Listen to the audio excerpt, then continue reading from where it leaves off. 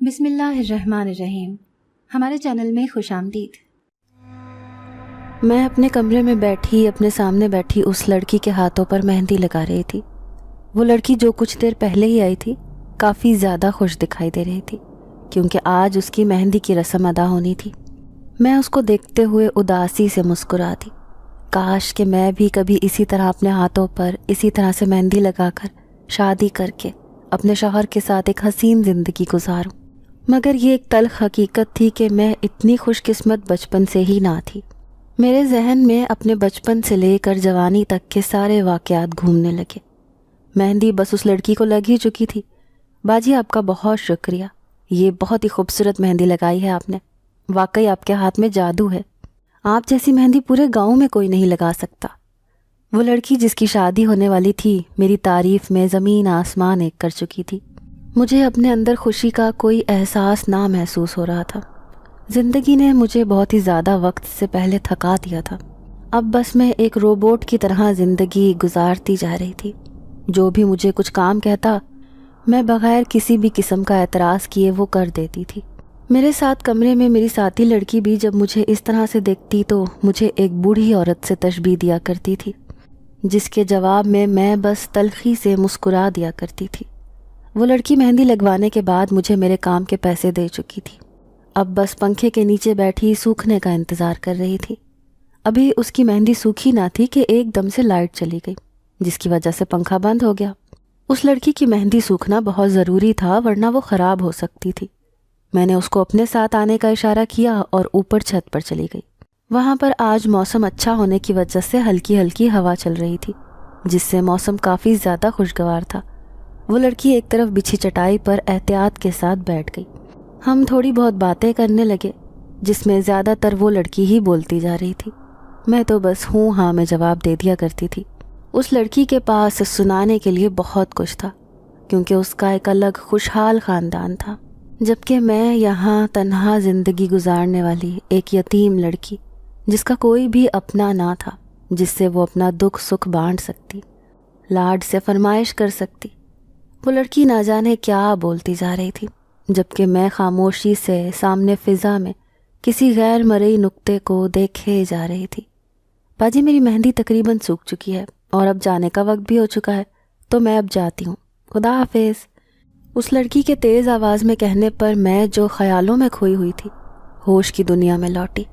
اس لڑکی کو چونک کر دیکھا جو اپنی چادر درست کرتی نیچے کی جانب جا رہی تھی۔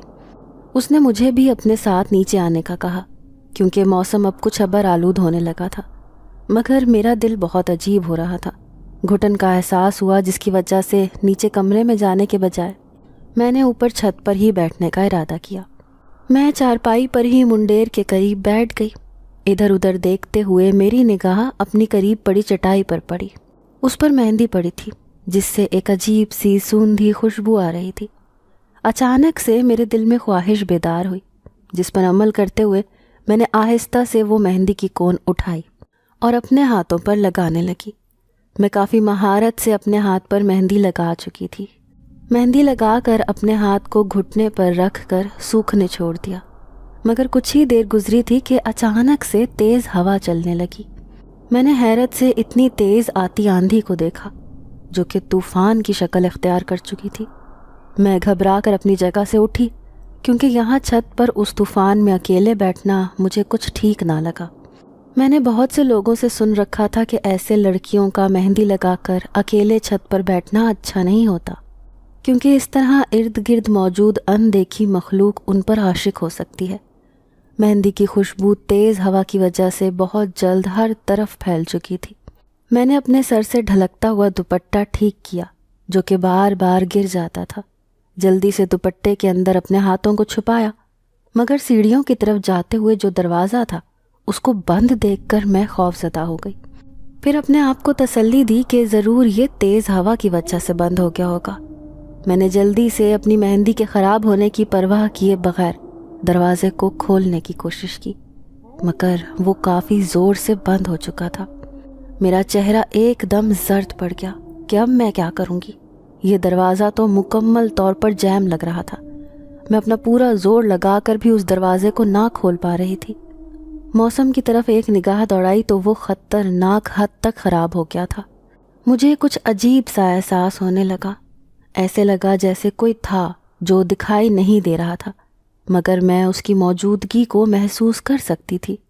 مجھے ایسے لگا جیسے کوئی اندیکھی مخلوق اس چھت پر تھی، جس کی وجہ سے ہر طرف ایک پراسراریت چھائی ہوئی تھی۔ میں زوردار انداز میں دروازہ بجاتے ہوئے کسی کو مدد کے لیے پکارنے لگی، مگر کوئی بھی میری آواز اوپر سن کر نہیں آ رہا تھا، حالانکہ یہاں سے میرا کمرہ کافی قریب تھا۔ میں اکثر آواز دے کر کسی لڑکی کو بلا لیا کرتی تھی، مگر اب حیرت انگیز طور پر اتنا سناٹا ہونے کے باوجود کوئی بھی میری مدد کو نہیں آ رہا تھا۔ ایسے لگا جیسے کسی پراسرار طاقت نے میری آواز کو اپنی طاقت سے روک رکھا تھا۔ خوف اور بے بسی کے احساس سے میری آنکھوں سے آنسو برسنا شروع ہو گئے تھے۔ میں وہیں پر دروازے کے قریب بیٹھی کانپ رہی تھی۔ کچھ سمجھ نہ آیا کہ کیا کروں۔ اپنے ہاتھوں کو دیکھا تو اس مہندی کو دیکھ کر سوچنے لگی کہ آخر مجھے کیا ضرورت تھی ایسے چھت پر تنہا بیٹھ کر مہندی لگانے کی۔ میں نے اپنے سر پر دوپٹہ درست کیا اور آنکھیں بند کر کے سورہ جن کی تلاوت کرنی شروع کر دی۔ مجھے یقین ہو گیا تھا کہ میرے آس پاس کچھ پراسرار مخلوق موجود تھی، جن سے حفاظت کے لیے میں نے اللہ کا کلام پڑھنا شروع کیا۔ مجھے قرآن کی بہت ساری سورتیں زبانی یاد تھیں، اسی وجہ سے میں نے سورہ جن کی تلاوت کرنے کے بعد اپنے اوپر پھونکی اور اپنے ہاتھوں پر بھی پھونک لی۔ میں مسلسل کلام پاک پڑھتی جا رہی تھی کہ میں نے محسوس کیا کہ تیز ہوائیں تھم چکی ہیں۔ وہ طوفان جس نے ہر طرف ایک عجیب سا شور اس سناٹے میں پھیلایا ہوا تھا، وہ بھی رک گیا تھا۔ میں نے آہستہ سے آنکھیں کھولیں تو ہر طرف ایک سکون چھایا ہوا تھا۔ ایسا لگا جیسے یہاں پر آندھی آئی ہی نہ ہو۔ آسمان پر جو کچھ دیر پہلے کالے سیاہ بادل چھائے ہوئے تھے وہ اب جا چکے تھے۔ چاند کی روشنی پوری چھت پر پھیلی ہوئی تھی۔ میں ایک جھٹکے سے اپنی جگہ سے اٹھی، سیڑھیوں سے اترنے کے لیے مڑی ہی تھی کہ دروازے کو کھلا دیکھ کر ساکت رہ گئی۔ آخر یہ دروازہ کس نے کھولا تھا؟ مگر پھر سر جھٹک کر جلدی سے سیڑھیاں اترتے ہوئے اپنے کمرے میں آ گئی۔ کمرے میں آئی تو ہر طرف خاموشی چھائی ہوئی تھی۔ میرے ساتھ کمرے میں جو دوسری لڑکی تھی وہ کب کی سو چکی تھی۔ میں بھی اپنے ماتھے پر آیا پسینہ صاف کرتی جلدی سے باتھ روم میں گئی اور اپنے ہاتھوں سے مہندی کو اچھے طریقے سے دھویا۔ مہندی کا رنگ بہت ہی زیادہ تیز آیا تھا۔ میں آنکھیں پھاڑے دیکھنے لگی، کیونکہ اتنی تھوڑی دیر مہندی لگانے سے اتنا تیز رنگ آنا ایک بہت ہی عجیب سی بات تھی۔ جلدی سے اپنے ہاتھ پونچھ کر اپنے بستر پر آ کر نیم دراز ہو گئی۔ میرا دل خوف کے مارے بہت تیزی کے ساتھ دھڑک رہا تھا۔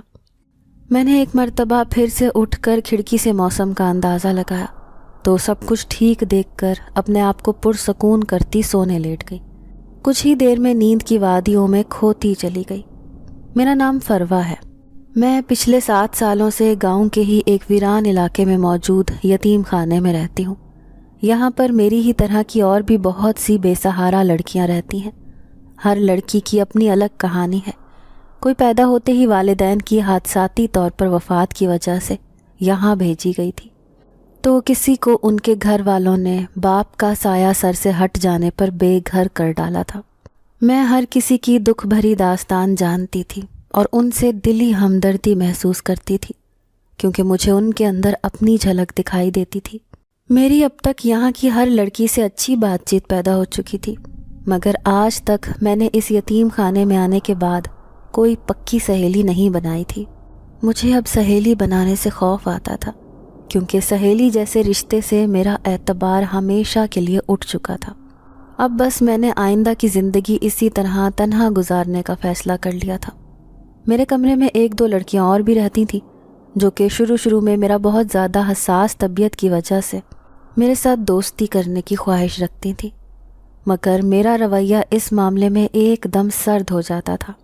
میں ان کی اکثر کام کاج میں مدد کر دیا کرتی تھی، مگر کبھی بھی اپنے دل کی باتیں ان کو نہیں بتایا کرتی تھی، کیونکہ زندگی میں ایک مرتبہ سہیلی جیسے خوبصورت رشتے سے دھوکہ کھا چکی تھی، جس کے بعد دوبارہ کبھی بھی زندگی میں کسی سے اپنا درد نہ بانٹنے کا عہد کر چکی تھی۔ میں ہمیشہ سے اس یتیم خانے میں نہیں تھی، بلکہ میرے سگے رشتے دار مجھے یہاں پر آنے پر مجبور کر چکے تھے۔ میرا اپنا بھائی جو کہ مجھ پر جان نچھاور کیا کرتا تھا، وہ دیکھتے ہی دیکھتے مجھ سے ایسا بدظن ہوا کہ پھر دوبارہ میری شکل دیکھنا بھی گوارا نہیں کیا۔ اب تو جیسے میرے اندر سے ہر احساس مٹ چکا تھا۔ ایک وقت تھا جب میں بھی اپنے والدین کے گھر کی چڑیا ہوا کرتی تھی، جو یہاں وہاں موج مستی کرتے ہوئے اپنی زندگی گزار رہی تھی۔ مجھے کوئی غم یا تکلیف میرے والدین نہیں ہونے دیتے تھے۔ میرے ابو تو مجھے کسی کام کو ہاتھ تک نہ لگانے دیتے، کیونکہ میں ان کی اکلوتی شہزادی تھی۔ میرا ایک بڑا بھائی بھی تھا جو کہ مجھ سے کافی بڑا تھا۔ اس کی تو جیسے مجھ میں جان بستی تھی۔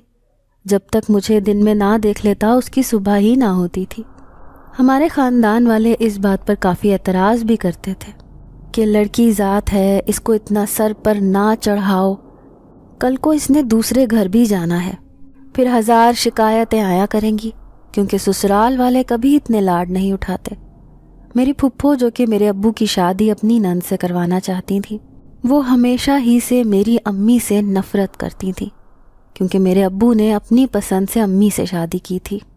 اب جب وقت گزرتا گیا تو وہی نفرت ان کو مجھ سے بھی ہونے لگی، جس کی وجہ یہ بھی تھی کہ میری شکل ہو بہو میری ماں پر گئی تھی۔ میری پھپھو جب بھی ہمارے گھر آتی تو ان کے طنز اور تانوں کا شکار میں ہوا کرتی تھی۔ میرے ابو ان کو ہر وقت ٹوکتے تھے کہ ان کی گڑیا کو کچھ نہ کہا جائے، مگر وہ منع نہیں ہوتی تھی۔ پھر وقت گزرتا گیا اور میں کچھ مزید بڑی ہو گئی۔ ہمارے گاؤں میں تو لڑکیوں کی پڑھائی پر کوئی خاص توجہ نہیں دی جاتی تھی، جس کی وجہ سے میں بھی 5 جماعتوں کے بعد اسکول کو خیر آباد کہہ چکی تھی۔ میری ایک بہت پکی سہیلی تھی ردا، جو کہ میری پھپھو کی سگی بیٹی تھی۔ مجھے کبھی کبھار بہت زیادہ حیرت ہوتی تھی کہ آخر ردا کیسے میرے ساتھ اتنا نرم رویہ رکھتی تھی، جبکہ اس کی ماں کی نظریں تو مجھے کاٹ کھانے کو دوڑتی تھیں۔ میں اپنا ہر راز اپنی سہیلی ردا کو بتایا کرتی تھی، وہ جیسے میرے ہر سکھ دکھ کی ساتھی تھی۔ میں کبھی کبھی خود کو بہت خوش قسمت تصور کرتی تھی کہ اللہ نے مجھے ہر نعمت سے نوازا تھا۔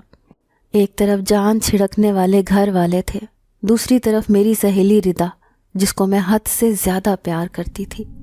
وہ اکثر میرے گھر میں ہی پائی جاتی تھی۔ میں تو پھپھو کی وجہ سے وہاں نہیں جا سکتی تھی، مگر اس کو تقریباً روزانہ ہی اپنے پاس بلا لیا کرتی تھی۔ جب کچھ مزید بڑے ہوئے تو ایک روز ردا نے مجھے بتایا کہ وہ مجھ سے ایک بہت ضروری بات کرنا چاہتی تھی۔ میں نے اس سے جب پوچھا تو اس نے پہلے وعدہ لیا کہ میں یہ بات کسی کو نہ بتاؤں۔ میں نے جھٹ سے ہاں میں سر ہلایا تو اس نے میرے کان میں آہستہ سے جو کہا تو میری آنکھیں کھلی کی کھلی رہ گئیں۔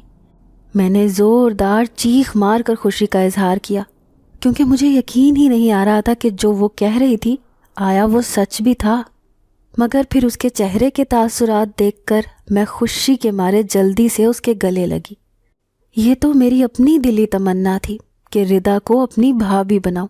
آج اس کے منہ سے یہ سن کر کہ وہ میرے بھائی کو پسند کرتی ہے، میری خوشی کی انتہا نہ رہی۔ بس پھر کیا تھا، میں نے اگلے ہی دن امی سے بات کی کہ آپ بھائی کا رشتہ لے کر پھپھو کے گھر جائیں اور جلد از جلد ردا کو میری بھابھی بنا کر اس گھر میں لے کر آئیں۔ میری امی تو یہ سن کر خاموش ہو گئی تھیں، کیونکہ ان کو اچھے طریقے سے میری پھپھو کی فطرت کا اندازہ تھا۔ میرے ابو بھی کچھ خاص رضامند دکھائی نہیں دے رہے تھے، مگر جب میں نے بہت زور ڈالا تو انہوں نے کہا کہ پہلے میرے بڑے بھائی علی سے تو پوچھ لو کہ اس کی کیا مرضی ہے۔ میں نے کچھ دنوں تک جب بھائی سے ردا کے رشتے کی بات کی تو حیرت انگیز طور پر انہوں نے فوراً حامی بھر لی۔ میں واقعی میں کافی شاکڈ ہو گئی تھی کہ جو بھائی آج تک شادی کے ذکر سے چڑ جایا کرتا تھا، اب وہ ایسے ایک مرتبہ پوچھنے پر ہی راضی ہو گیا تھا۔ اس کا مطلب تھا کہ وہ دونوں ہی ایک دوسرے کو پسند کرتے تھے۔ پھر بڑوں کے آپسی فیصلے کے بعد 2 مہینوں کے اندر اندر میری سہیلی ردا میری بھائی کی دلہن بن کر ہمارے گھر آ گئی۔ مگر اس کی شادی کے کچھ عرصے بعد ہی مجھ پر ایک بہت بڑی قیامت ٹوٹ پڑی۔ میرے امی ابو ایک گاڑی سے ٹکر کی وجہ سے مجھے ہمیشہ ہمیشہ کے لیے اس دنیا میں اکیلا چھوڑ کر چلے گئے۔ میں ان کی موت کے بعد بالکل ساکت ہو چکی تھی۔ میرے لاڈ اٹھانے والے میرے والدین اب کہیں نہیں تھے۔ مجھے اپنا غم ہلکا کرنے کے لیے کسی کندھے کی ضرورت تھی، جو مجھے میسر نہ تھا۔ میرا بھائی خود غم سے نڈھال تھا، اس کے باوجود تدفین کے انتظامات میں لگا تھا۔ میری سہیلی ردا نے اس دوران ایک مرتبہ بھی میری طرف پلٹ کر دیکھا نہیں تھا۔ مجھے حیرت ہوئی تھی کہ میری وہ سہیلی جو ہر وقت سائے کی طرح میرے ساتھ ہوتی تھی، آج اتنے بڑے سانحے کے بعد مجھے ایک نظر دیکھنے تک نہ آئی کہ میں کس حال میں تھی۔ 3 دن بعد جب میں اپنے کمرے سے نکلی تو صحن میں جانے ہی لگی تھی کہ چارپائی پر ردا پھپھو کے ساتھ بیٹھی کھانا کھانے میں مصروف تھی۔ ان کی مجھ پر نظر نہ پڑی، وہ اپنی کسی بات پر ہنسی جا رہی تھی۔ میں حیران ہو کر ان دونوں کو دیکھے گئی کہ ابھی تو میرے والدین کو مرے 3 دن ہوئے تھے اور وہ دونوں کیسے خوش دکھائی دے رہی تھیں۔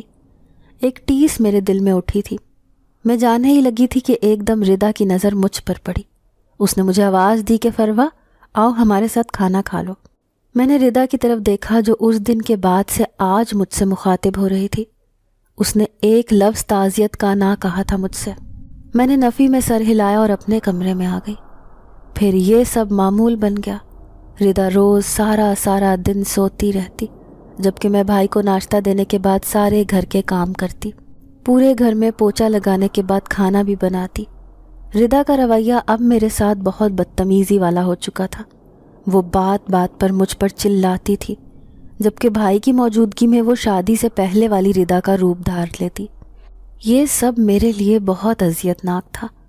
میں نے اب ردا سے بات کرنا بالکل چھوڑ دیا تھا، جس کا اس پر کچھ فرق نہیں پڑا تھا۔ اب مجھے ایسا لگنے لگا تھا کہ اس کی مجھ سے دوستی محض مفاد کے تحت تھی۔ وہ مجھ سے بس اس گھر میں آنے کے لیے دوستی رکھے ہوئے تھی۔ اب جب اس کا مکمل طور پر اس گھر پر راج تھا تو اس کا سلوک میرے ساتھ جانوروں سے بھی بدتر ہو چکا تھا۔ وہ ہر طرح کے کام مجھ سے کرواتی، پھر چاہے میں وہ کر سکوں یا نہ کر سکوں۔ جوں وقت گزرتا جا رہا تھا مجھے ایسے محسوس ہو رہا تھا کہ بھائی کا رویہ بھی میرے ساتھ اکھڑا سا رہنے لگا تھا۔ وہ بھائی جو پہلے مجھے دیکھے بغیر کام پر نہ جاتا تھا، اب اس کو کوئی پرواہ نہ ہوتی تھی کہ میں گھر میں موجود ہوں یا نہیں۔ بعض اوقات ردا مجھے 2 دن تک بھوکا رکھتی تھی۔ یہ سب اس کی اور پھپھو کی ملی بھگت تھی۔ ایک دن میں کچن میں ہی کام کر رہی تھی کہ ردا نے مجھے چھت سے کپڑے اتار کر لانے کا کہا۔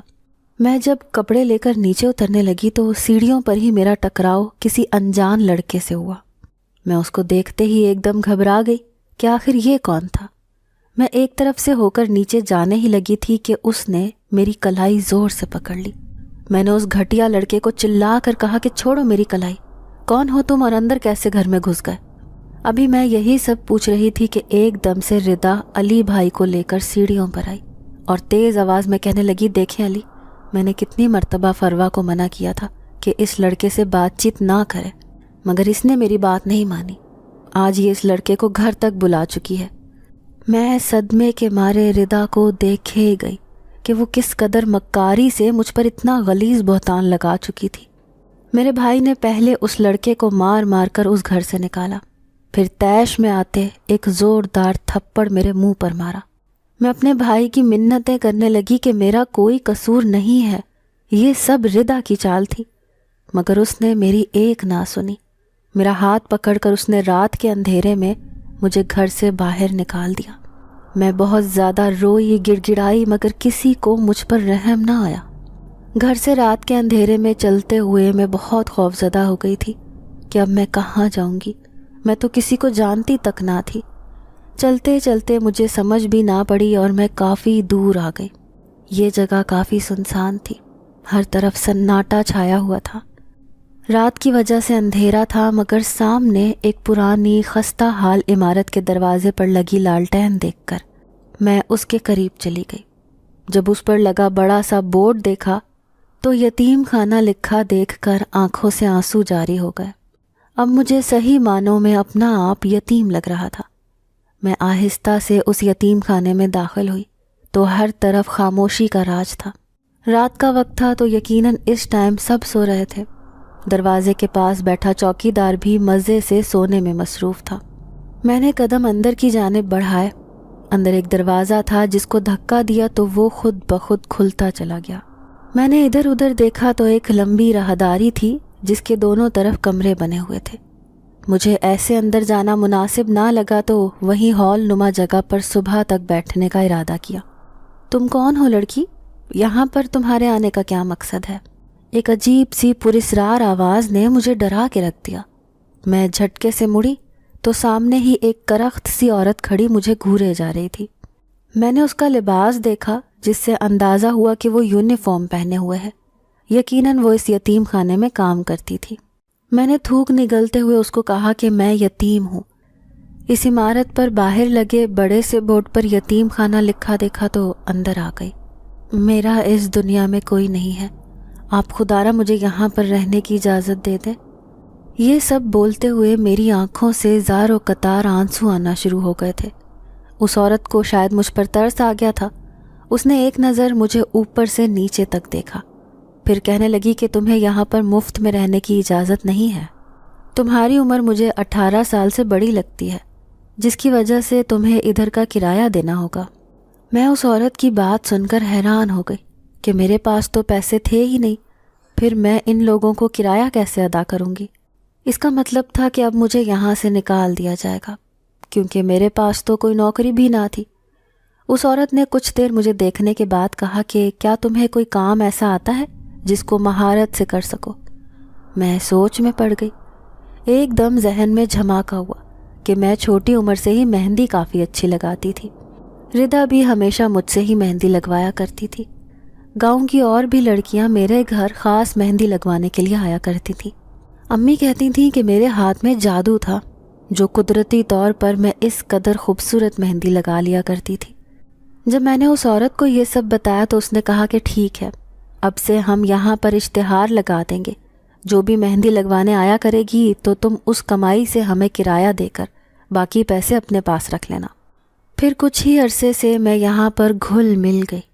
लड़कियाँ यहाँ पर मेरे पास मेहंदी लगवाने आया करती और खुश होकर मेरी फ़ीस से ज़्यादा पैसे दे जाया करती। मुझे यहाँ पर रहते हुए अब काफ़ी अरसा हो चुका था। शुरू में मैं हर वक्त इस इंतज़ार में रहती कि शायद आज मेरा भाई मुझे ढूंढता हुआ आ जाए, मगर मेरा ये इंतज़ार कभी ख़त्म ना हुआ। यहाँ तक कि इस बात को 7 साल गुजर चुके थे। अब मेरी आंखें हर वक्त वीरान रहने लगी। मैं लड़कियों को मेहंदी लगाती थी, मगर ख़ुद कभी भी अपने हाथों पर नहीं लगाती थी। एक दिन मेरे पास एक लड़की आई जो कि काफ़ी ज़्यादा खुश दिखाई दे रही थी। उसकी शादी होने वाली थी, इसीलिए भर भर कर मेहंदी लगवा रही थी। जब मैं मेहंदी लगा चुकी तो उसको पंखे के नीचे एहतियात से बैठने को कहा, ताकि मेहंदी अच्छी तरह से सूख जाए। मगर कुछ ही देर बाद लाइट चली गई, जिसकी वजह से मुझे उस लड़की को ऊपर छत पर लेकर आना पड़ा। मेरा दिल नहीं था ऐसे उसको ऊपर लाने का, क्योंकि खुले आसमान तले मेहंदी की खुशबू फैल चुकी थी। मैंने सुन रखा था कि अक्सर इस खुशबू पर जिन्नात और अनदेखी मखलूक आशिक हो जाती है। मैंने छत पर चटाई बिछा दी थी। हम दोनों उस पर बैठकर बातें करने लगे। वो लड़की बहुत सारे किस्से सुनाती जा रही थी, जिनको मैं उदासी के साथ सुनती जा रही थी। कुछ देर बाद उस लड़की ने कहा कि बाजी, मुझे देर भी हो रही है और ये मेहंदी भी सूख चुकी है, अब मुझे चलना चाहिए। वो लड़की ये कहते हुए जा चुकी थी, जबकि मैं वैसे ही बैठी हुई थी। मैंने अचानक से ही दिल में उमड़ती ख्वाहिश पर मेहंदी की कोन उठाई और महारत के साथ लगाने लगी। कुछ ही देर में मैं मेहंदी का खूबसूरत सा डिज़ाइन अपने हाथ पर लगा चुकी थी। मैं अपने हाथों को फैला कर बैठ गई। इस ताज़ा हवा में कुछ देर बैठी ही थी कि ऐसे लगा जैसे हवा तेज़ चलनी शुरू हो चुकी थी। मैंने सर पर जो दुपट्टा लिया था वो इस तेज़ हवा की वजह से सर पे से सिरक गया था। मेहंदी की खुशबू हर तरफ फैल गई थी। मुझे अजीब सी घबराहट और खौफ महसूस हुआ। ऐसे लगा जैसे कोई आहट हो इर्द गिर्द। फ़ौरन अपनी जगह से उठी और नीचे जाने के लिए कदम बढ़ाए। सीढ़ियों के दरवाजे को बंद देखा तो उसको खोलने लगी, मगर वो दरवाज़ा बहुत सख्ती से बंद हो चुका था। मैंने बहुत ज़ोर लगाया, मगर वो दरवाज़ा किसी सूरत ना खुला। ज़ोरदार अंदाज में मैंने दरवाज़ा बजाया और चिल्ला कर किसी को मदद के लिए बुलाना चाहा, मगर हैरत अंगेज़ तौर पर किसी को मेरी आवाज़ आ ही नहीं रही थी। किसी अनदेखी ताकत ने जैसे एक हिसार बना लिया था, जिसकी वजह से मेरी आवाज़ उन तक पहुंच ही नहीं रही थी। थक हार कर मैं उधर ही दरवाजे के साथ लगकर बैठ गई। आंसू मेरी आंखों से मुसलसल बहते जा रहे थे। एकदम मेरे दिल में ख्याल आया कि अगर इस छत पर कोई अनदेखी मखलूक थी तो उससे हिफाजत के लिए मुझे कलाम पाक पढ़ना चाहिए। میں نے اچھے سے اپنے سر پر دوپٹہ کس کے کر لیا، ہاتھوں کو بھی دوپٹے کے اندر چھپا لیا۔ ان 7 سالوں میں اس یتیم خانے میں اکیلے رہتے ہوئے میں بہت ساری قرآنی صورتیں حفظ کر چکی تھی۔ میں نے جلدی سے اللہ کا نام لے کر سورہ جن کی تلاوت شروع کر دی۔ 3 مرتبہ سورہ جن پڑھنے کے بعد خود پر اور چاروں طرف پھونکتے ہی ایک دم سے ہر طرف گہری خاموشی چھا گئی۔ ابھی کچھ دیر پہلے جو بھیانک طوفان آیا ہوا تھا وہ بالکل تھم چکا تھا۔ میں اپنی جگہ سے اٹھی اور پیچھے دروازے کو کھلا دیکھ کر اپنے رب کا شکر ادا کرتی نیچے کی جانب بھاگی۔ میرا چہرہ خوف کے مارے پیلا پڑ چکا تھا۔ بھاگتے ہوئے جیسے ہی کمرے میں آئی تو باقی کی لڑکیاں کب کی سو چکی تھیں۔ میں باتھ روم میں گئی اور اچھے سے اپنے ہاتھوں کو رگڑ کر دھویا تاکہ ذرا بھی مہندی کی خوشبو نہ آئے۔ میں اپنے ہاتھوں پر چڑھے سرخ رنگ کو دیکھ کر ساکت رہ گئی، جو کہ تھوڑی دیر مہندی لگانے سے ہی اتنا گہرا چڑھا تھا۔ جلدی سے ہاتھ پونچھے بستر پر آ کر لیٹ گئی۔ اب میں نے سوچ لیا تھا کہ کبھی دوبارہ ایسے چھت پر مہندی لگے ہاتھوں سے نہیں بیٹھوں گی۔ بستر پر لیٹنے کے کچھ ہی دیر کے بعد میری آنکھ لگ گئی اور میں نیند کی وادیوں میں کھوتی چلی گئی۔ اگلے دن کا سورج طلوع ہوا تو میں جلدی سے بستر سے اٹھی۔ اپنے روزانہ کے کام کاج ہم لڑکیاں خود ہی کرتی تھیں، جن میں بازار سے اپنے لیے سودا لانا بھی شامل تھا۔ آج ہم سب لڑکیوں نے بازار سے کچھ ضرورت کا سامان لینے جانا تھا۔ میں نے ناشتے سے فارغ ہو کر جلدی سے چادر اوڑھی اور ایک لڑکی کو اپنے ساتھ آنے کا کہہ کر بازار روانہ ہو گئی۔ آج چونکہ اتوار کا دن تھا تو بہت زیادہ رش تھا۔ ہر کوئی ہی چھٹی کے دن بازار آیا ہوا ہوتا تھا۔ میرے ہاتھوں پر چڑھا مہندی کا گہرا رنگ جو بھی دیکھتا کافی متاثر ہوتا۔ چلتے چلتے ایک دکان پر ایک لڑکی سے میری ملاقات ہوئی۔ اس لڑکی نے جب میرے ہاتھ پر اتنی خوبصورت مہندی دیکھی تو پوچھا کہ کیا آپ یہ مہندی خود لگاتی ہیں؟ میں نے ہاں میں جواب دیا۔ اس لڑکی نے نقاب سے چہرہ ڈھکا ہوا تھا۔ اس نے جاتے جاتے کہا کہ کچھ عرصے میں اس کی شادی ہے تو وہ مجھ سے مہندی لگوانے آئے گی۔ میں نے اس کو یتیم خانے کا پتہ دے دیا۔ ابھی اس بازار سے نکلنے ہی لگی تھی کہ بے دھیانی میں میری نظر ہاتھ پر گئی تو آنکھیں پھٹی کی پھٹی رہ گئیں، کیونکہ میرے ہاتھ اس وقت بالکل صاف تھے۔ مہندی کا وہ ڈیزائن جس کی سب نے تعریف کی تھی اس وقت غائب تھا۔ مجھے سمجھ نہ آیا کہ آخر یہ کیسے ہو سکتا تھا۔ میرے ذہن میں رات کا سارا منظر گھومنے لگا جس نے میرا دل دہلا دیا تھا۔ میں سوچنے لگی کہ کہیں یہ مہندی بھی تو اس اندیکھی طاقت کی وجہ سے غائب نہیں ہوئی، کیونکہ اچانک سے مہندی والے ہاتھ صاف ہو جانا ایک جادوئی عمل تھا۔ میں بس جلدی سے اپنا ضروری سامان لے کر یتیم خانے آ گئی۔ کمرے میں سامان رکھنے کے بعد میں صفائی کے کاموں میں لگ گئی، جبکہ میرے ساتھ کمرے میں دوسری لڑکی کھانا بنانے میں مصروف ہو گئی۔ سارے کام کرتے ہوئے شام کا وقت ہونے لگا۔ میری عادت تھی کہ جب بھی فارغ ہوتی تو شام کے وقت نیچے چمن میں چہل قدمی کیا کرتی تھی۔ اس وقت چونکہ دوسری لڑکیاں کھانا کھا کر برتن وغیرہ دھو رہی تھیں تو میں اکیلی ہی چمن میں آ گئی۔ آج مجھے بھوک نہیں لگی تھی کیونکہ کھانے میں دال چاول بنے تھے جو کہ مجھے بچپن سے ہی پسند نہ تھے۔ میں ہمیشہ سے ہی صبر شکر کرنے والی لڑکی تھی اور جب سے یتیم خانے میں آئی تھی کوئی بھی خواہش کرنا تو میں نے چھوڑ ہی دیا تھا، مگر یہ دال چاول مجھ سے نہیں کھائے جاتے تھے۔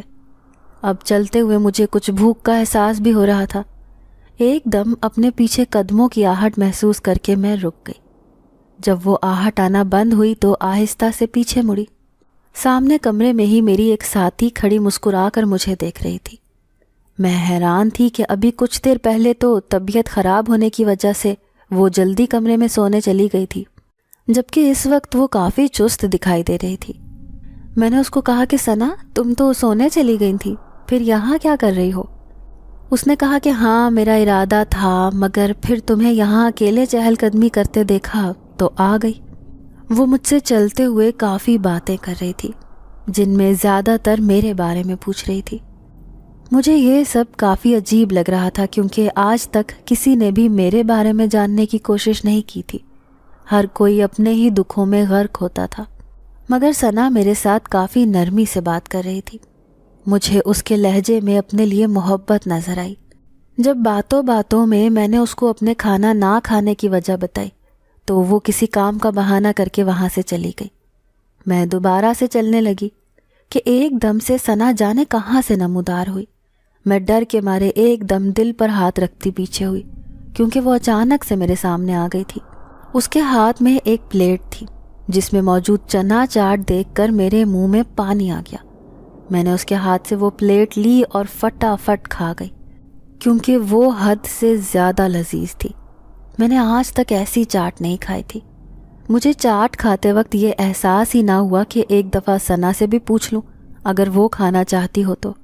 اب شرمندگی سے اس کی طرف مڑی ہی تھی کہ اس کو وہاں موجود نہ پا کر حیران ہوئی۔ میں نے اپنے ہاتھ میں پکڑی پلیٹ یتیم خانے کے باورچی خانے میں رکھی اور کمرے میں آ گئی۔ وہاں پر ثنا کو سوتے دیکھ کر مجھے حیرت کا شدید جھٹکا لگا۔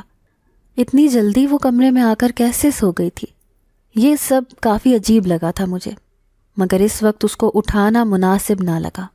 میں نے عشاء کی نماز ادا کی، اس کے بعد اپنے رب کا شکر ادا کرتی سونے لیٹ گئی۔ مختلف سوچوں کو ذہن میں رکھتے ہوئے جلد ہی نیند کی وادی میں چلی گئی۔ اگلے دن میری آنکھ کھلی تو سب سے پہلے خیال ثنا کا ہی آیا تھا۔ میں نے اس کے بستر کی طرف دیکھا، مگر وہ مجھے کہیں بھی دکھائی نہ دی۔ میں اس کو رات کی چاٹ کے لیے شکریہ ادا کرنا چاہتی تھی۔ ناشتے وغیرہ سے فارغ ہونے کے بعد وہ مجھے ایک طرف کمرے میں جھاڑو لگاتے دکھائی دی۔ اس وقت کمرے میں اور کوئی موجود نہ تھا، اسی لیے میں جلدی سے اس کے پاس گئی۔ میں نے کہا کہ ثنا، رات کی چنا چاٹ کے لیے بہت شکریہ۔ وہ میری بات سن کر ناسمجھی سے مجھے دیکھنے لگی۔ تم کون سی چاٹ کی بات کر رہی ہو فروا؟ میں نے تو تمہیں کوئی چاٹ نہیں دی، میں تو کل شام کو طبیعت خراب ہونے کی وجہ سے جلدی سو گئی تھی۔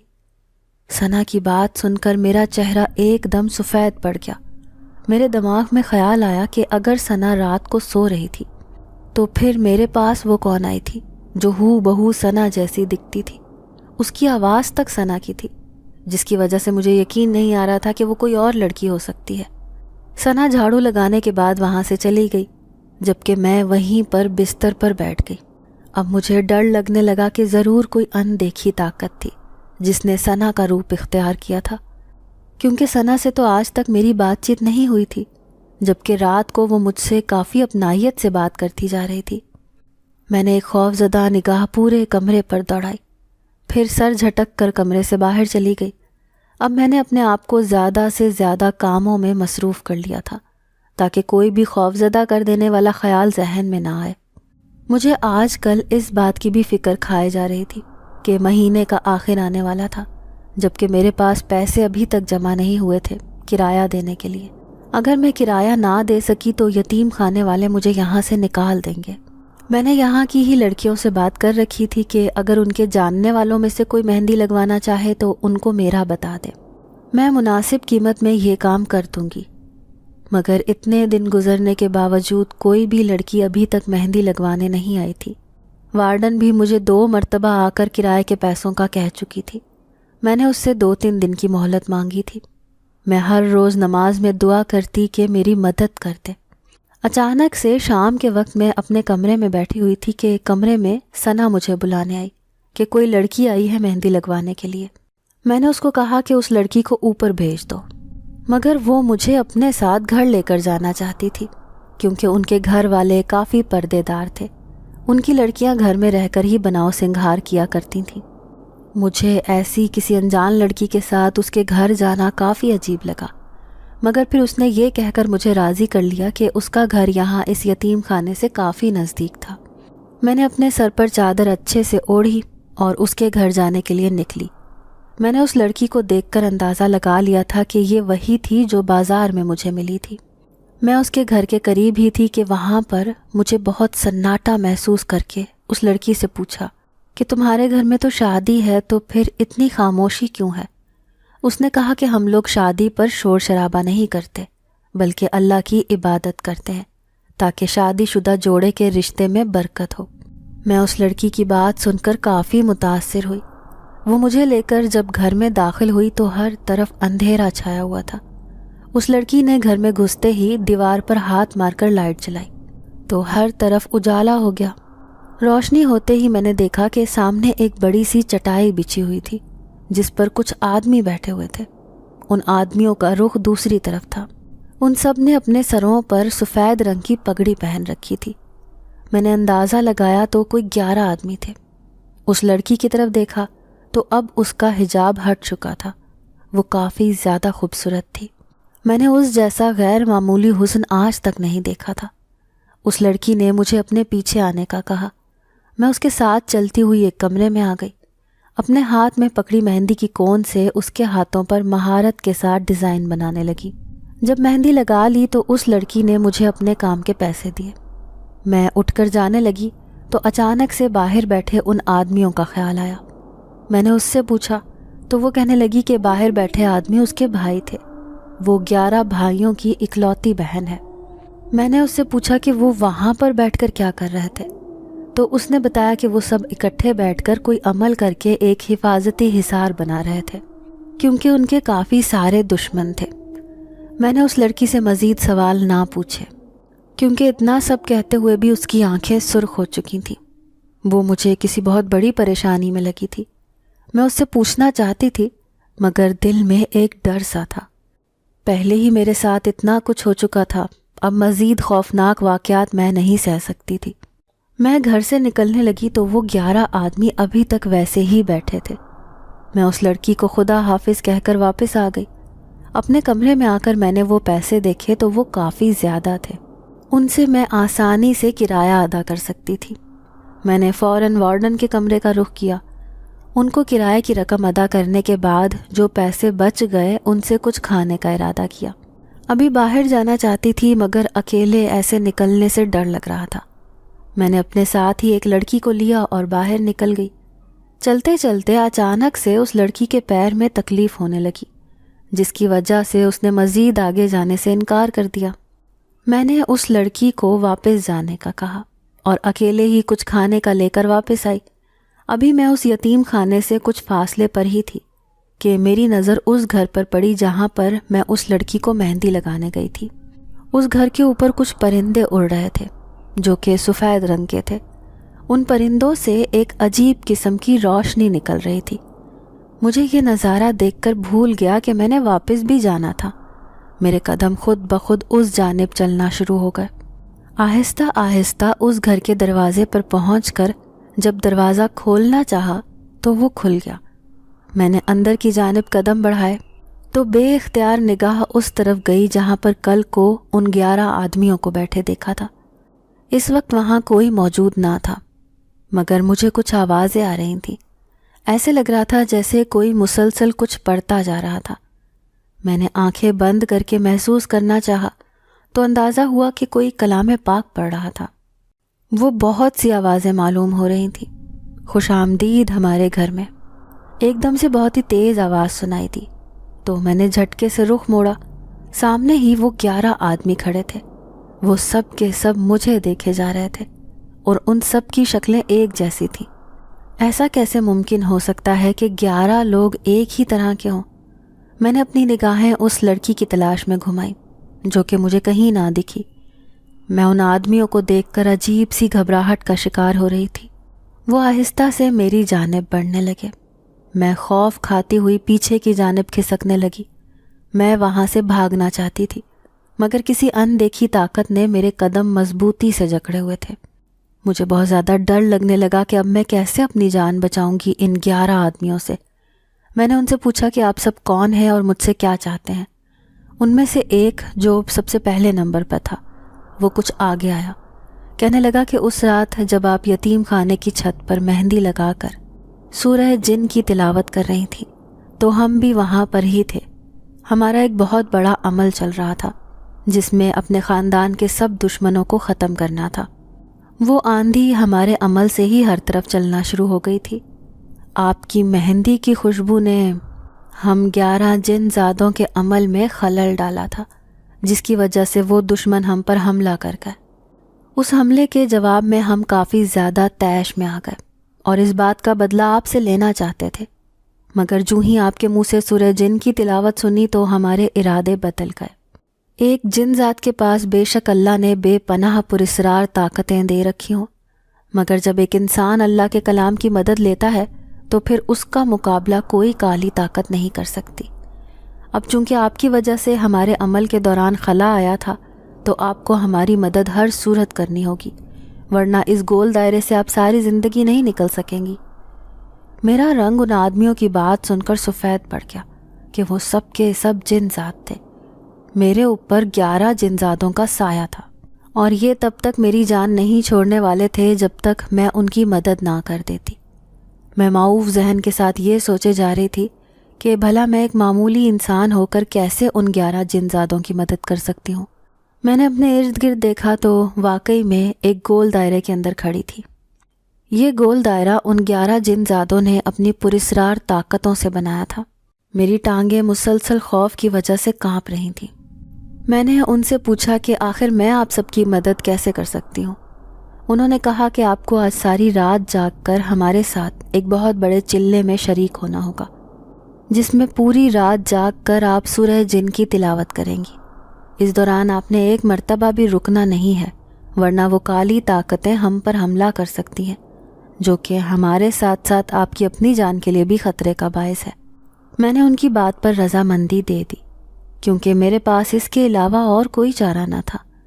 ان پراسرار مخلوق سے میں جلد از جلد اپنی جان چھڑوانا چاہ رہی تھی، کیونکہ میرا پورا جسم بری طرح سے کانپ رہا تھا۔ مجھے چونکہ سورہ جن زبانی آتی تھی، اسی لیے میں نے آہستہ سے زمین پر بیٹھنے کے بعد سر پر لی چادر درست کی۔ وہ 11 جن زاد بھی میرے سامنے بیٹھ کر کچھ منتر پڑھنا شروع ہو چکے تھے۔ میں نے بھی سورہ جن پڑھنا شروع کی۔ پڑھتے پڑھتے مجھے سمجھ بھی نہ آئی کہ کافی دیر گزر گئی تھی۔ مجھے کافی تھکاوٹ بھی محسوس ہو رہی تھی، مگر بغیر رکے مجھے یہ عمل مکمل کرنا ہی تھا۔ کچھ دیر بعد جب کانوں میں اذان کی آواز آئی تو اپنی آنکھیں کھولی۔ وہ جن زاد بھی اب اپنی جگہ سے اٹھ چکے تھے۔ میری نظر جب اس گول دائرے پر گئی تو وہ اب نہیں تھا۔ میں سمجھ گئی کہ اب میں آزاد تھی۔ آپ کا بہت شکریہ کہ آپ نے ہماری مدد کر کے ان کالی طاقتوں کو ختم کر دیا ہے۔ اب آپ ہمیشہ کے لیے آزاد ہیں۔ ہماری طرف سے آپ کو کبھی کسی قسم کا کوئی خوف نہیں ہوگا۔ آپ جب بھی کسی مشکل میں ہوں گی تو اپنے ہاتھ پر مہندی لگا کر سورہ جن کی تلاوت کرنا شروع کر دیں۔ ہم 11 جن زاد آپ کی مدد کو حاضر ہو جائیں گے۔ میں نے ان کی بات سن کر ہاں میں سر ہلایا اور یتیم خانے جانے کے لیے قدم بڑھائے۔ یہاں آتے وقت میں جتنی خوفزدہ تھی، واپسی پر دل کچھ پرسکون تھا، کیونکہ اب مجھے معلوم ہو چکا تھا کہ میرے ساتھ جو کچھ پرسرار واقعات ہو رہے تھے وہ انہی 11 جن زادوں کی وجہ سے تھے۔ میں اپنے کمرے میں پہنچی تو سب سوئے ہوئے تھے۔ میں نے بھی فجر کی نماز پڑھی اور کچھ دیر سونے لیٹ گئی۔ ساری رات جاگنے کے باعث بہت نیند آ رہی تھی۔ صبح اٹھی تو ناشتے وغیرہ سے فارغ ہونے کے بعد مجھے وارڈن نے اپنے کمرے میں بلایا۔ میں فوراً ان کے پاس گئی تو وہاں پر اسی لڑکی کو بیٹھے دیکھا۔ وارڈن نے مجھے اس لڑکی کے آنے کا مقصد بتایا کہ ان کے ایک جاننے والے ہیں جن کا رشتہ وہ میرے لیے لے کر آئی تھی۔ میں نے اس نیک دل لڑکی کو شکر گزار نظروں سے دیکھا جو کہ ایک نیک انسان کا رشتہ لے کر آئی تھی۔ کچھ ہی عرصے کے بعد میری شادی ہو گئی اور میں اپنے گھر میں شوہر کے ساتھ رخصت ہو کر چلی گئی تھی۔ ناظرین، اگر آپ کو آج کی یہ کہانی اچھی لگی ہو تو ویڈیو کو لائک ضرور کریں۔ اگر آپ کو ایسی دہشت ناک دل کو جکڑ دینے والی کہانیاں پسند ہیں تو ایسی ایک کہانی روزانہ سننے کے لیے ہمارے چینل کو سبسکرائب کریں۔ اجازت چاہتے ہیں، اللہ حافظ۔